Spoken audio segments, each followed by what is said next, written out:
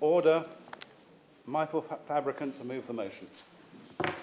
So, Robert, I beg to move the motion in my name. And can I say what a pleasure it is to be here this morning, particularly under your chairmanship, or should I say chairship nowadays, I'm not sure. Last Saturday, I had a very pleasant day walking with a colleague, actually, along the Coventry Canal and then the Trent and Mersey Canal, where they intersect at Fradley Junction in my constituency. And nothing can be more glorious than sitting outside the Mucky Duck, which is the name of the pub. Its real name is the Swan, which is at that intersection, looking at the swans, looking at the geese, the ducks, and the narrowboats manoeuvring all the locks. But before COVID, I had a very different experience on the Chesapeake and Ohio Canal, when I went on a narrowboat on just the 4 miles in Washington, D.C., in Georgetown, actually, where it's navigable. The rest is completely derelict. A couple of national park rangers, because it's administered by the National Park Service, Sir Robert, told me how they were saving up all their cash to hire a narrowboat and have a canal holiday in the United Kingdom. As one said to me, and I'm going to now perform with my American accent, if you'll forgive me, you guys just don't know how lucky you are, having thousands of miles of canals. You just don't realize how loved something is until it's gone. Yeah. The number of parliamentary colleagues in Westminster Hall today is a testament to how important our canal system is to all of us and our constituencies. Our canal system is not just for narrowboaters. It's for those who enjoy the tranquility of walking along canal towpaths and watching the wildlife that thrives there. For that reason, I'm most grateful to have been granted this important debate on the future of the United Kingdom's canals and waterways. The need to secure their future is a matter, I'm afraid, of increasing urgency. The nation's extensive canals and waterways network runs through around half of all parliamentary constituencies. So I have no doubt how this House appreciates what a wonderful national treasure our waterways network is. I have over 20 miles of canals, actually my own Lichfield constituency, as well as an active canal restoration society, the Lichfield and Hatherton Canals Restoration Trust, of which I'm a proud patron, and my honourable friend sitting there for Aldridge and Brownhills is a member. I'm also chair of the all-party parliamentary waterways group, and I would encourage all colleagues here who are so keen on canals to join the all-party group. Now, I look forward to hearing from the Minister later in the debate. In her Taunton Deane constituency, she has the beautiful Bridgewater and Taunton Canal, and I know she is a regular visitor to it, so she has a vested interest. As I open this debate, I would like to start by paying tribute to the Canal and River Trust, which this year celebrated 10 years of being a charity, and whose recent exhibition in the Upper Waiting Hall I was honoured to sponsor. The Trust is guardian to 2,000 miles of this nation's canals and waterways across England and Wales, and thousands of significant historic structures, including 71 of our oldest reservoirs, major docks, and over 2,700 listed buildings. The oldest parts of this extraordinary network date back 250 years, when they served as the arteries of the Industrial Revolution. Now, there are other navigation authorities who play an important role, but as by far the largest, and the body responsible for the vast majority of the man-made canals in England and Wales, I want to focus my attention on the Canal and River Trust and on safeguarding the future of their canals and waterways for which it's responsible.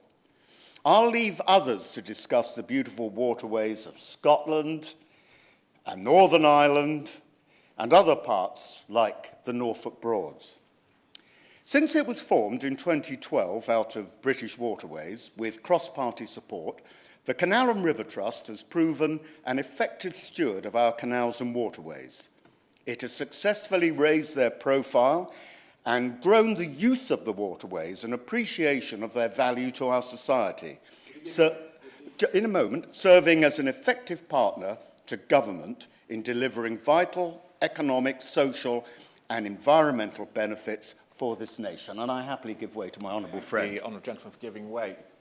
In my constituency, there is a great group called the Waterways Canal Trust, who are a dedicated project to restore the Dudley No. 2 Canal from Birmingham Sellyoke into the Horn Basin in Hales Owen.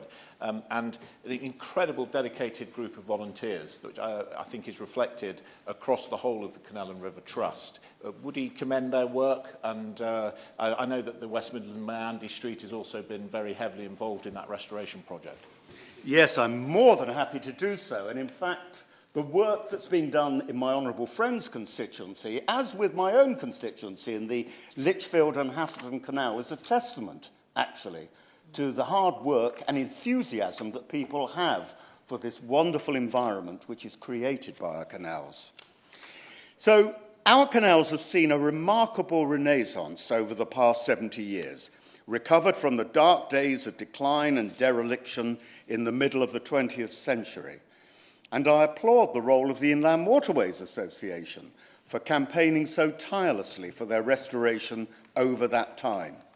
Indeed, the Lichfield Canal, which is currently being restored, and which I mentioned to my honourable friend just now, was filled in the 1960s. How unimaginative planners were back then. How short-sighted.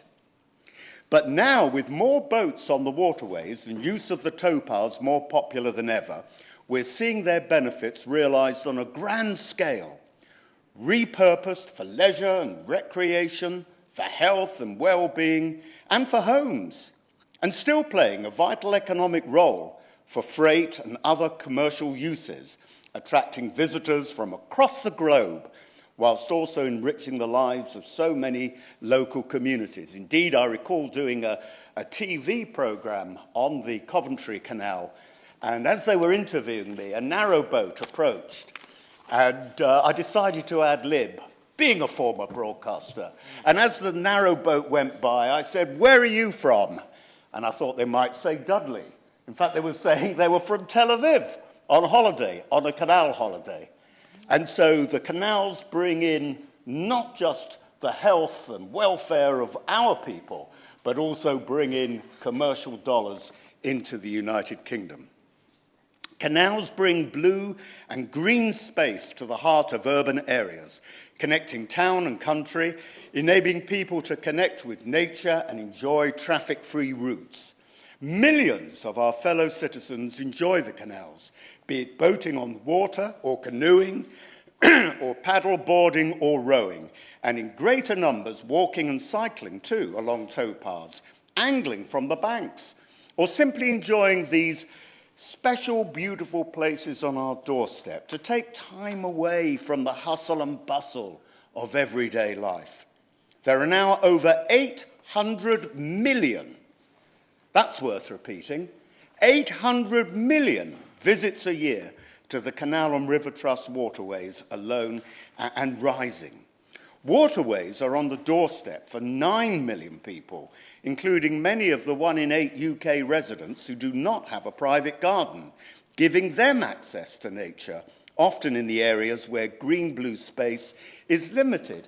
And I suspect, actually, that's very much the case in my honourable friend's constituency.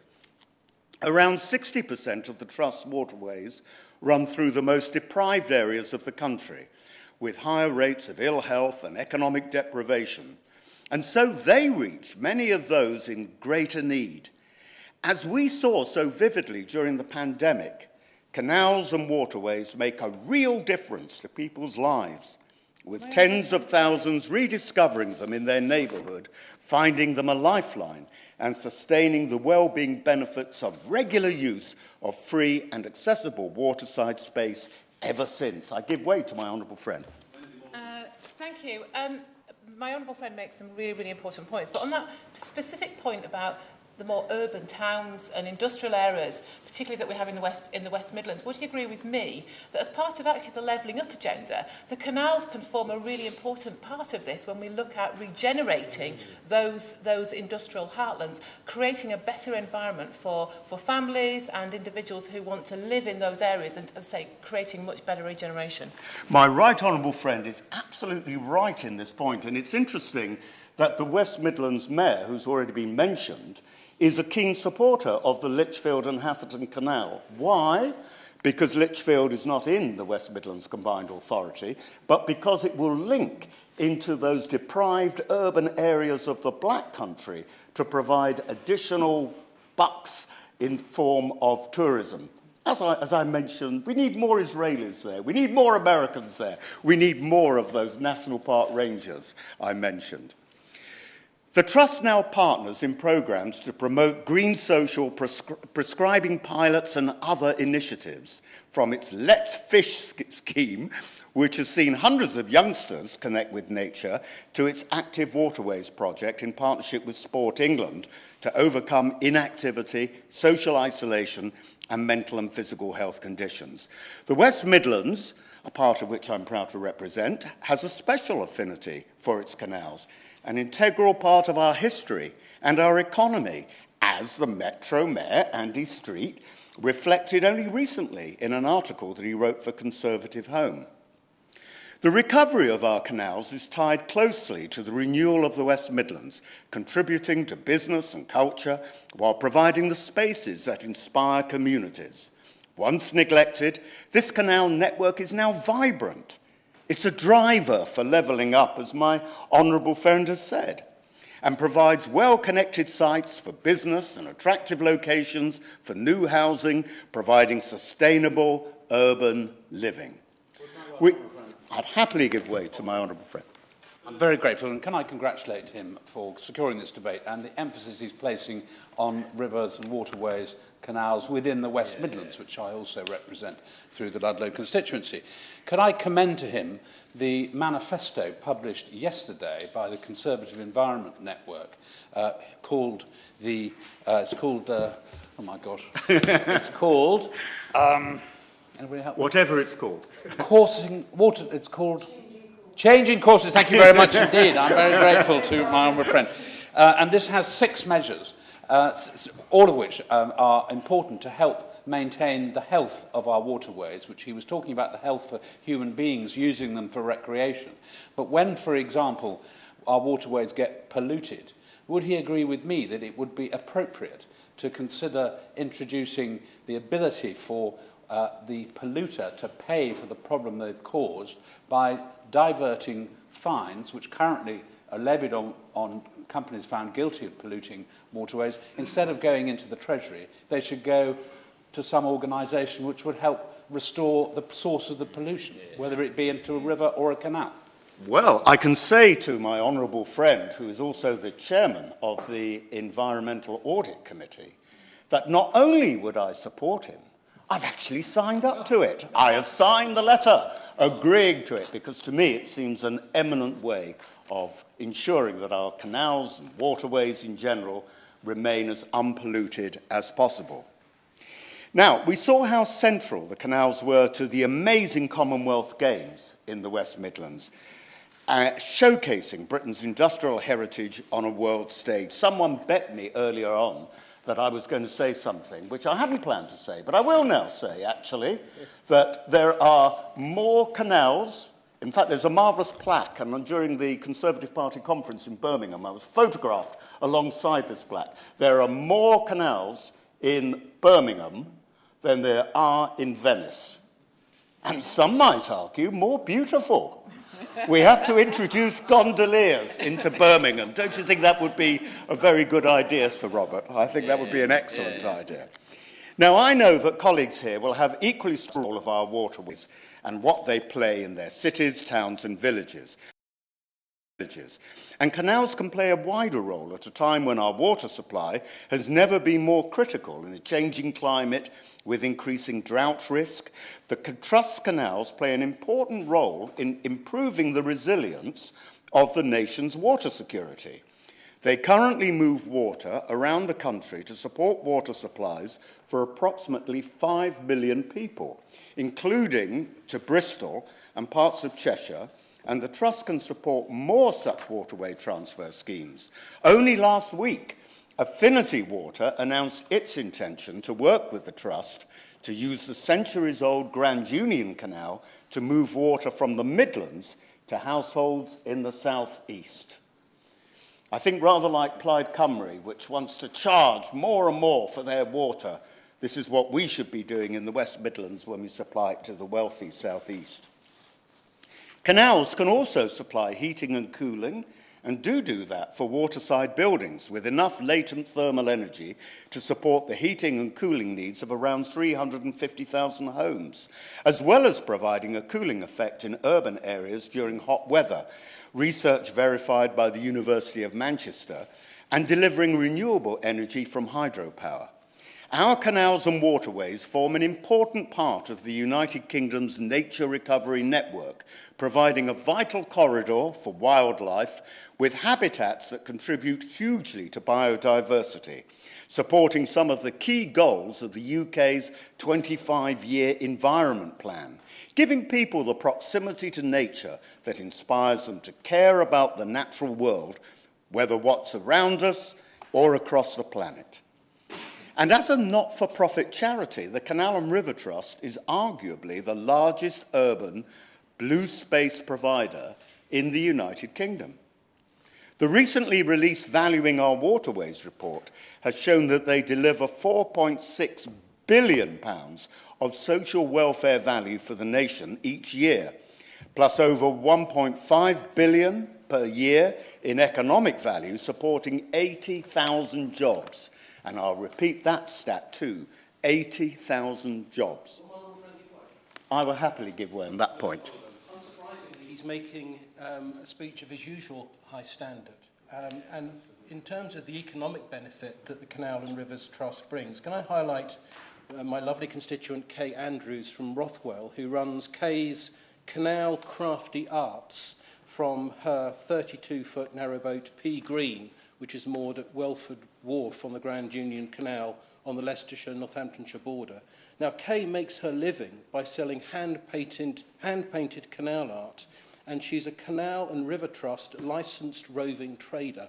So she trades from Welford Wharf in the summer, and then she goes round the canals, around the country, selling her painted crafts. Isn't this a wonderful boost to small businesses? Yeah. That's a fantastic example, actually, from my honourable friend. And those of us who are familiar with canals will know that type of art. Beautifully, vividly painted flowers on coal scuttles, on buckets, an ugly bucket transformed into a thing of beauty. And I've got friends who live some distance from canals who have examples of that work in their own homes. And this is a first-rate example of how the canals generate income for others and generate the economy as a whole. I would hope that I've left all my colleagues here in no doubt as to the vital importance of and value created by our waterways and those who manage them. They are undoubtedly a national treasure and a critical part of our national infrastructure. At the heart of the Trust's success has been the connections it has forged with so many communities along the length of its waterways. And we've just heard a first-rate example of it from my honourable friend. They have inspired so many to volunteer, and we've heard about that too. In the past year, the Trust volunteers gave 700,000 hours, as well as hundreds of partner groups and canal adoptions. These amazing individuals contribute so much to making the waterway network safe, clean, and attractive places for us all to enjoy. In a moment, I'll just carry on a little bit, if you'll forgive me. On behalf of everyone here, I would like to thank them, the volunteers. Thank you. But this can only be a small part of the answer. The sustainable future of our canals depends upon a very substantial continuing investment in the core infrastructure that underpins our historic waterways network. because caring for waterways is costly. Now, I will come on to that in a moment, but first I will give way to my honourable friend. Mr. Great, my honourable friend, I'm a huge supporter of canals and congratulate him on this important debate. I have both the Kennet and Avon to the south of my constituency and the Severn and Thames to the north, linked, I hope, soon by the Wilton Berks to cross between the two. So we're right in the middle of the southern canal network. What he says about volunteers is, of course, absolutely right. Will you not agree with me that the great thing about the whole canal network, all the work that's been done across the country, is not largely funded by the government, it's largely done by volunteers and by the Heritage Lottery Fund, who so importantly make huge financial contributions, but it's not government funded, it's volunteer funded. I thank my honourable friend for making that point, and as I will say later on, something like 75% of the funding of the Canal and River Trust are from sources other than directly from the government. And I'm grateful to my honourable friend for making that valuable point. Now, the problem is, Sir Robert, that our canal system is an ageing network. It's made up of over 10,000 individual assets, many of them dating back 250 years, many with a high consequence of failure. They are deteriorating and need regular maintenance and repair, and this is exacerbated by the impact of more extreme weather events, making them even more vulnerable. Though, of course, it's their age that gives them their beauty and attraction to so many people. Given the serious potential risks that such deterioration poses to neighbouring homes and businesses, from reservoirs, high embankments, aqueducts and culverts, just imagine what would happen if any of them burst. It's vital that there is a stable and sufficient investment in the network to make it more resilient and reduce possible threats to lives, homes and businesses. Now, here's the important bit. The Canal and River Trust currently receives around a quarter of its funding from the government, as I said just now, in an agreement secured when it was formed in 2012. This has been vital in underpinning its progress. DEFRA is currently undertaking a review of its future grant for the period beyond 2027, when the agreement comes to an end in March. A decision was due in July, but there have been inevitably delays to the process, owing partly to COVID and partly, I might say, to a little turbulence in our own party. So whilst it's right that sufficient time is taken to properly judge the importance of the waterways, I would be grateful if the Minister could clarify the revised timetables for the review decision, as the uncertainty is causing great concern across the users of the waterways and will soon start to hinder the Trust's ability to plan for the future with so many important long-term projects to deliver. Projects, which I said earlier, which could affect the safety of so many people. So I ask, when will a funding announcement be made? It should also be noted that the Trust's current grant is now declining in real terms. In real terms, it's now worth only a little over half of what British Waterways received prior to 2008, and it's fixed now for the 6 years from 2021 to 2027.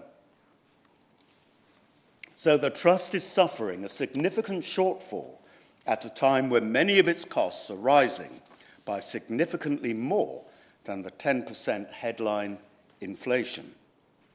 At roughly £50 million a year, it's a very small amount for government, I think, to contribute for such a huge range of benefits. At the same time, the Trust's wide range of risks, obligations, and legal liabilities is growing, in part due to the impact of climate change, as I mentioned earlier, with the network subjected to more extreme weather events to which it is acutely vulnerable. This poses a potential threat to its many neighbouring homes and businesses. The risk of this has dramatically changed, even in the past 10 years. The level of spend now required was not anticipated when the Trust was first established, but it is nevertheless something which must be addressed. I happily give way to my near neighbour, as it were, and also a Staffordshire MP. Can I say how terribly important it is that he's making the speech so eloquently, covering all the points that I'm sure all of us would like to make. But on top of that, to say in my constituency, waterways are absolutely essential to the lifeblood of the economy, and I would like to thank people like Michael Haig in my constituency for the work they do. And may I congratulate my honourable friend on his excellent speech. Well, may I thank my honourable friend for making that point. And I've forgotten actually the name of the canal, but I've walked along it in Stone, and it's a beautiful canal in his constituency. And I see all the things that the canal generates with the pubs and local life. It's very much a heart of the community. Now, back to funding. About half of the Trust's planned asset spend is now on reservoir safety. It's added about £70 million to its priority expenditure over 5 years.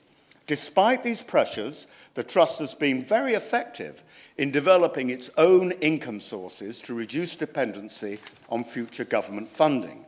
Its endowment has grown ahead of the market benchmarks.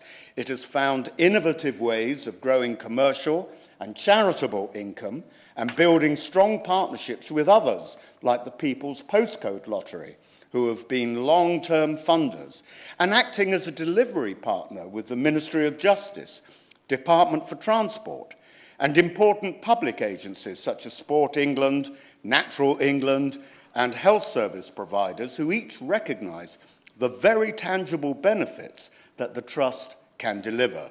Indeed, in 21-22, the contribution from the government grant has fallen, down from nearly 40% of its total income in the British Waterways days before 2010, and projected to decline to 20% of the Trust's income by 2027. So the Trust has not been sitting idly by, just relying on government funding. I know that the Trust remains fully committed to further reducing the share of its funding direct from government over the long term and continuing to work in partnership. But this transition has to be at a pace that reflects the reality on the ground. Ensuring that the investment our waterways need is secured must be the priority. Without this, the future of our waterways is at risk. The Trust's ability to maintain the waterways is jeopardised, and millions could stand to lose the enjoyment of such a wide-reaching and essential national asset, what I referred to before as a part of our national heritage and national treasure. For those who live on boats, for those businesses who depend upon it, and we've heard about it already today, and for the services and utilities that need to be carried out in well-maintained towpaths, the effect could be even more devastating. Their decline and deterioration is an unthinkable outcome for us as a nation and for the communities we represent. I spoke on ITV about this the other day, and they also reported from a narrowboat whose owner painted a bleak picture of what life on the waterways could be like. She said, without that top layer of money coming in, the canals will probably go to rack and ruin. They'll probably become muddy ditches, and then nobody will want to walk along them. Anglers won't be able to fish, and boaters will have nowhere to go. She compared the prospect of decline of our canals, so central to our industrial heritage, to letting the Tower of London fall down. Our canals are no longer simply remnants of our industrial past. They are a significant social, environmental, and economic contributor to our modern society, an integral part of our national infrastructure and our national heritage. The Minister needs to confirm this timeline for this vital decision so that the Trust is able to plan for the longer term, to plan the vital investment in our waterways, and to give reassurance to all the millions who care so passionately for them, so that the government remains committed to the future of our national canal network must be made clear. Underfunding of our canals would be a false economy, I say to the Minister. For once they begin to decline, their demise may become inevitable and their benefits lost, as they enter a vicious circle where they fall into ever worse neglect and repair.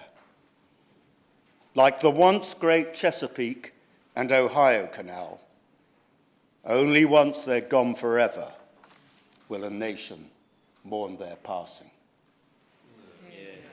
The question is, this